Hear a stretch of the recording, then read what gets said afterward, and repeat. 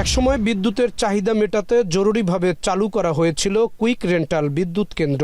ঘরে ঘরে বিদ্যুৎ দেওয়ার প্রতিশ্রুতি অনুযায়ী সব বিদ্যুৎ কেন্দ্র বিদ্যুৎ সরবরাহে বেশ সাড়াও ফেলেছিল।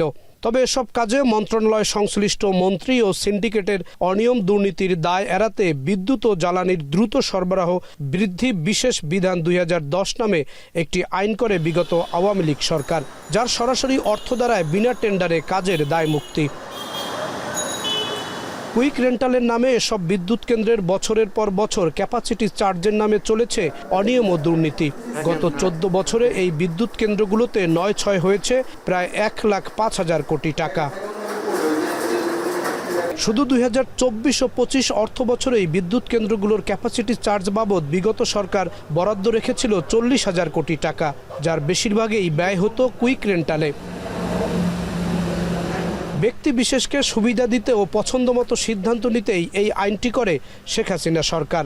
এই আইনের কয়েকটি ধারা চ্যালেঞ্জ করে হাইকোর্টে একটি রিট করা হয়। রিটের ওপর একটি রুল জারি করে হাইকোর্ট। বৃহস্পতিবার বিচারপতি ফারা মাহবুব ও বিচারপতি দেবাশিস রায় চৌধুরীর হাইকোর্ট বেঞ্চ রুল নিষ্পত্তি করে রায় দেন। রায়ে বলা হয়, কুইক রেন্টালের নামে বিদ্যুৎ খাতের সব কাজের বৈধতা নেয়ার আইনের ধারা অসাংবিধানিক। মন্ত্রীর একক ক্ষমতা দেয়া জনবিরোধী সিদ্ধান্ত। 20 মেগাওয়াট সাপ্লাই দিচ্ছে, কিন্তু 100 মেগাওয়াটেরই টাকা পাবে। অর্থাৎ এটা আসলে লুটপাটের বিশেষ বিধান আইন হয়ে গেছে। তো ওই জন্যই আদালত এই 6(2)কে অসাংবিধানিক ঘোষণা করেছেন।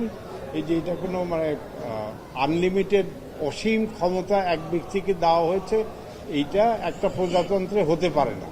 এই রায়ের ফলে বিদ্যুৎ নিয়ে সরকার যে কোনো চুক্তি বাতিল করতে পারবে। দেশের স্বার্থে বন্ধ থাকা সব বিদ্যুৎ কেন্দ্রের উৎপাদন সচল করতে নির্দেশ দিয়েছে উচ্চ আদালত। আদালত বলেছে যে সরকারের চেষ্টা করা উচিত যে সরকারের মালিকানাধীন বিদ্যুৎ কেন্দ্রগুলি যাতে পূর্ণ উৎপাদনে যায়, বিদ্যুৎ উৎপাদন বাড়ে। ওইসব কেন্দ্র অর্থনৈতিক স্বার্থে ওইসব বিদ্যুৎ কেন্দ্র যাতে আরো পূর্ণ উৎপাদনের নিয়ে যেতে পারে, সেই জন্য সরকারকে পদক্ষেপ নিতে বলছে। বিদ্যুৎ খাতে দুর্নীতি ও অনিয়ম জিইয়ে রাখতে আইনটি করা হয়েছে বলে হাইকোর্টের রায়ে উঠে এসেছে। জাহিদ হাসান, এখন, ঢাকা।